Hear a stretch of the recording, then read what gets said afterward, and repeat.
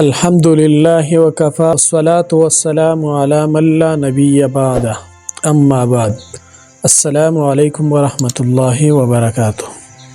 خوږو اوریدونکو په نننۍ ویډیو کې به موږ خبره کوو د شعر په حواله سره چې شعر زمره په خوب کې ولیدل شي د دې څه تعبیر دی.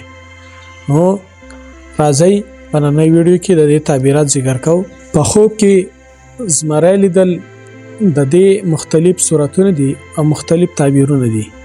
یو انسان په خوب کې د شپې زمره ویني نو دا خوب چې د دشمن طاقتور دی او د دشمن سره د مقابله کولو طرف ته اشاره ده. په خوب کې زمره لیدل د دې مختلف صورتونه دي او مختلف تعبیرونه دي. نو که یو انسان ولګي او په خوب کې زمره ویني د دې خوب تعبیر دی چې د دې انسان دشمن چې هغه طاقتور دی او د دې دشمن سره د واسطه مراتل شي، یعنی د سره مقابله د راتل شي.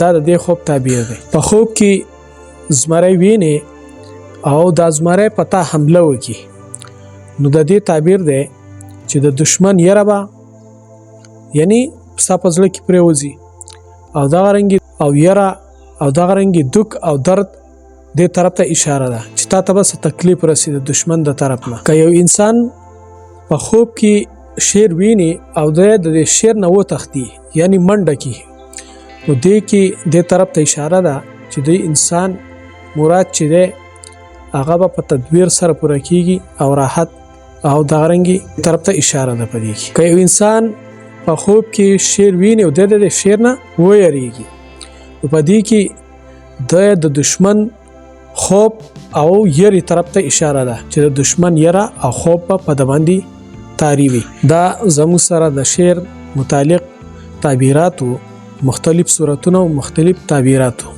کچري زموږ دا ویډیو تاسو خوښ شوي وي نو دا لایک کړئ او شیر یې کړئ، صدقه جاریه یې وګڼئ او چینل باندې نوی وي نو سبسکرایب کړئ او په دې چینل به تاسو ته داسې اسلامي ویډیو میلاویږي او تاسو موږ ته په کمنټ کې هم د خپل خوب متعلق کمنټس کولای شئ. دا غي جواب موږ په ویډیو کې درکو. جزاک الله، اخر دعوانا الحمدلله رب العالمین.